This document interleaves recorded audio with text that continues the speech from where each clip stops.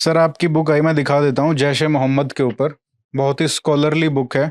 और ऐसी बुक बहुत रेयर लिखी जाती है। बहुत सारे टेररिस्ट ऑर्गेनाइजेशन हैं, जैश ए मोहम्मद ही क्यों? मतलब ये इतना इम्पोर्टेंट क्यों है? ये आपने बहुत अच्छा सवाल किया है मुझसे, और मैं चाहता था कि आप ये सवाल मुझसे करें।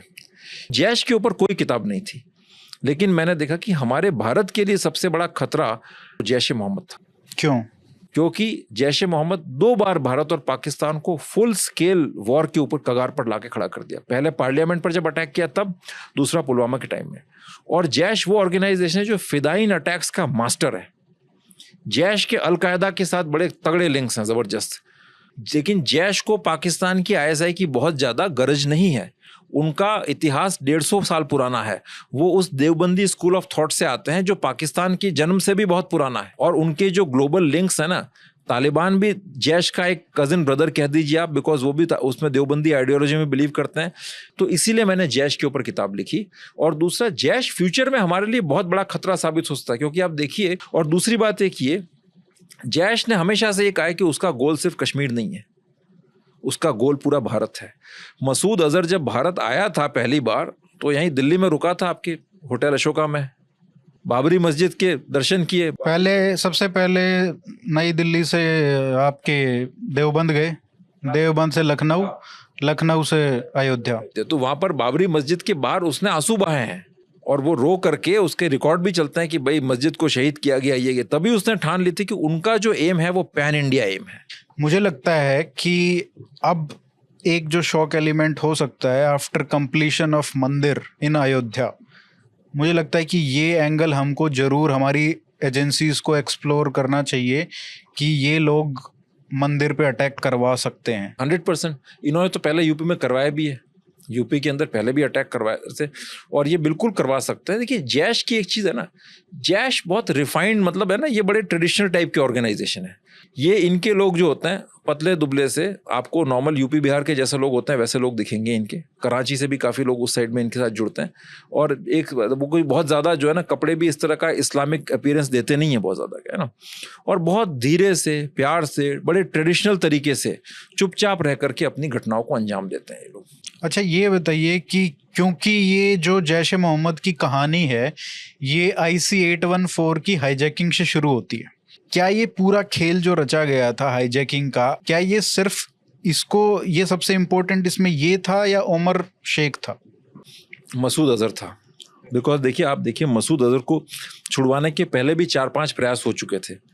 मसूद अजहर इनके लिए बड़ा ज़रूरी था, वो इतना बड़ा मोटिवेटर था। मसूद अजहर का आप इतिहास पुराना खोल करके देखें तो यहाँ पर तो लोगों को शायद पता नहीं चला कि इसकी क्या वैल्यू है। अगर पता चल जाता तो शायद इसको जिंदा ही नहीं छोड़ना चाहिए था इस आदमी को, है ना। ये तो 19, इसकी जो स्पीचेस जो हैं, आप कभी मसूद की स्पीचेस सुनिएगा आप, मसूद अजहर की। मैंने इसकी तकरीबन 400 इसकी स्पीचेस मैंने सुनी है। जो वहाँ पर लोग जो सुनते हैं ना इसको, उसमें इतना करिश्मा इनको लगता है, इतना जादू लगता है इसकी बातों के, इतनी अपील लगती है। खड़े खड़े इसके जलसों के अंदर आपके हजारों लोग मिलिटेंट्स बन जाते थे। तो जब ये वहाँ पर, जब है उससे पहले भी ये कभी यूके जाता था, जब ये कश्मीर आया उससे पहले जाम्बिया जाता था, यूके जाता था। जब ये यूके गया तो वहाँ पर इसने 40 मस्जिदों में तकरीर किया, भाषण किया। और यूके में तो जिहाद को लाने वाला ही मसूद अजहर था। उससे पहले यूके में जिहाद नहीं थी। उसके बाद जो है पूरा आपका देवबंदी नेटवर्क यूरोप में जो फैलाया, उसके लिए रिस्पॉन्सिबल ये आपका गल्फ कंट्रीज में जाता था। तो इसका एक वो ऑरा था। इसने जो है ना सूडान वुडान, सोमालिया उमालिया, वहां जाकर के जो है ना आपके जो है ना इस तरह की जिहाद में बड़ा एक एक्टिव रोल प्ले किया था। और जो मैगजीन वगैरह चलाना, तो उसके लिए आपको बहुत मोटिवेटेड जिहादी चाहिए। वो फिर वो फौलाद बन करके, बारूद बन करके आता है। वो ऐसे मिलिटेंट मसूद अजहर ही तैयार कर सकता था। सबसे शॉकिंग चीज आपके लिए इस पूरे रिसर्च में क्या थी? मतलब कई सारी चीज़ें बड़ी शॉकिंग थी मेरे लिए तो, लेकिन मतलब मैं बहुत सारी चीज़ें बता सकता हूँ, लेकिन कुछ एक चीज़ों को मैं आपको डिस्कस करूँगा। देखिए, एक तो मुझे इनकी जो ट्रेनिंग जो होती थी ना, वो मुझे बड़ा आश्चर्य होता था कि भाई आप कैसे इस लेवल पर लोगों को आप तैयार कर सकते हो, तो जो है ना। और उस ट्रेनिंग को, मतलब जैसे हमारे जो इनके कई लोग तो हमारी स्पेशल फोर्सेस के जो लोग जो होते हैं ना, उसी के बराबर आप मान लीजिए ट्रेनिंग क्या, जो इनका जो निशाना जो होता है, इस तरह से जो ताकत इनके अंदर होती है ना, आपका पुशअप सोचेस आपको 1 मिनट में इतना करना है, ये करना है, बहुत टफ ट्रेनिंग, मतलब जो है ना, जैसे वेपन्स इनको हैंडलिंग सिखाते थे, फिर कुरान के डिस्कोर्सेज इनके, मैंने पूरा डिस्क्रिप्शन किया है इसमें। सुबह 3 बजे से लेकर रात को 12-1 बजे तक, जब ये तहज्जुद की नमाज पढ़ के ये सोते थे, तब तक इनका क्या शेड्यूल रहता था क्या। उसके बाद फिर बैटल हार्डन कंडीशंस में लड़ना, तो वो चीज़ मेरे लिए बड़ा एक शॉकिंग था कि भाई ये क्या, इनको कोई कहता है कि साहब कोई सुसाइड बॉम्बर बन जाता है, पैसे के लिए बन जाता है, मैं नहीं मानता। वो आइडियोलॉजिकल रिलीजियस मोटिवेशन जब तक नहीं होता तब तक आप नहीं बन सकते। और वो चीज़ जो है ना, आप देखिए सबसे इंपॉर्टेंट बात ये कि मतलब जो पढ़े लिखे सोफिस्टिकेटेड लोग हैं उनके अंदर वो चीज़ कैसे आती है। अब Umar Sheikh Saeed London School of Economics में पढ़ा था, लेकिन वो आदमी डैनियल पर्ल को किडनैप करके उसकी गर्दन काट देता है। बताइए, उसको आप देखेंगे वो प्रोफेसर टाइप लगता है। उमर फारूक जिसने पुलवामा किया था, आप उसकी फोटो देखें नॉर्मल, वो तो ऐसा लगेगा जैसे कोई आपका दिल्ली का कोई कहता ना कॉलेज गोइंग लड़का है। और ये लोग जब इनकी आप लाइफस्टाइल देखेंगे, जब वहां पर जो है ना, ये सारी मतलब मुझे बड़ी शॉकिंग लगती गई ये सारी चीजें। और इनके परिवार में इतनी बॉन्डिंग है, सारे भाई मिलकर के घूमने जाते थे पीओके के अंदर, बड़ी बड़ी बर्फीली एरियाज के अंदर, अफगानिस्तान में बड़ी बड़ी एसयूवीज में घूम रहे हैं, कर रहे हैं। तो मतलब है ना, वो फैमिली बॉन्डिंग बड़ी गजब की थी। लेकिन जब बात आती है जिहाद की, तो ये अपने फैमिली मेंबर्स को भेज देते थे। जैश की एक खासियत ये ना कि जैश की क्रेडिबिलिटी लश्कर से ज्यादा क्यों है, क्योंकि ये अपने परिवार के लोगों को भेजता है मरने के लिए।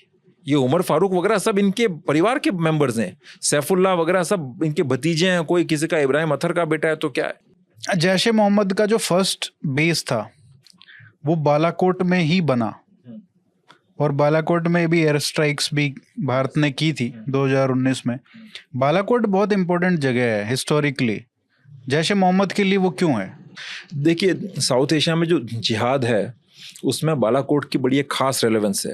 वो जो सैयद अहमद बरेलवी जो थे, जो हिजरत करके गए थे उस टाइम पर, क्या है, पहले पटना के अंदर कैलिफेट बनी थी, फिर वहाँ से वहाँ पर गए, और जो सिख आर्मी के साथ जो बैटल हुई थी बालाकोट में, वो उसी एरिया में हुई थी। और उसमें वो, हालांकि ये लोग कहते हैं कि वो गायब हो गए थे बैटल से और वापस आएंगे, इस तरह की बातें करते हैं, लेकिन उसको जिहाद मानते, तो उसके पॉइंट ऑफ व्यू से उसकी बड़ी एक स्पेशल इंपॉर्टेंस है बालाकोट की। फिर एक वहाँ पर एक अकोरा खटक करके एक मदरसा है, सेमिनरी है पुरानी, अकोरा खटक में, वो उसी एरिया में।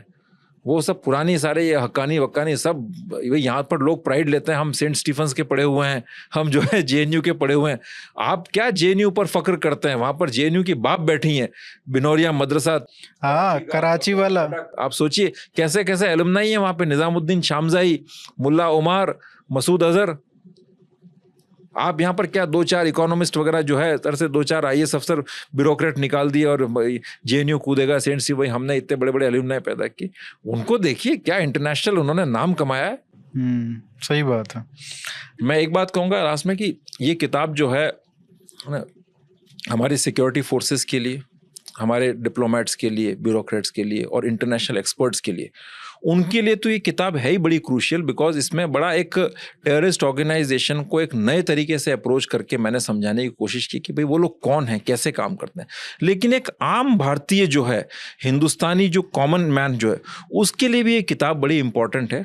बिकॉज देखिए आज भारत में जिस तरह की जो समस्याएं आ रही हैं, टेररिज्म से लेकर के धार्मिक कट्टरवाद को लेकर के, ऐसे हाल में आपको इस तरह की जो ऑर्गेनाइजेशन हैं, जैश ए मोहम्मद या इस्लामिक एक्सट्रीमिस्ट लीडर्स जो हैं, जो इस तरह के प्रीचर्स हैं, उनके दिमाग को समझना बड़ा जरूरी है। वो लोग क्या सोचते हैं, वो लोग क्या चाहते हैं, वो जानने के लिए इस किताब को पढ़ना मतलब बहुत ही फायदेमंद रहेगा और बहुत क्रूशियल रहेगा। नहीं, ये बुक तो सबको पढ़नी चाहिए, और इसलिए भी पढ़नी चाहिए, खासकर जो रिसर्च करते हैं उनको तो इसलिए भी पढ़नी चाहिए कि किस तरीके से एक सब्जेक्ट को अप्रोच करते हैं और इतना डीपली स्टडी करते हैं। मुझे लगता है कि ऐसी बुक्स हमको बहुत सारी और भी चाहिए, और आई होप कि जो लोग इसको पढ़ेंगे उनके मन में आएगा कि यार कितनी कमी है ऐसी बुक्स की हमारे देश में।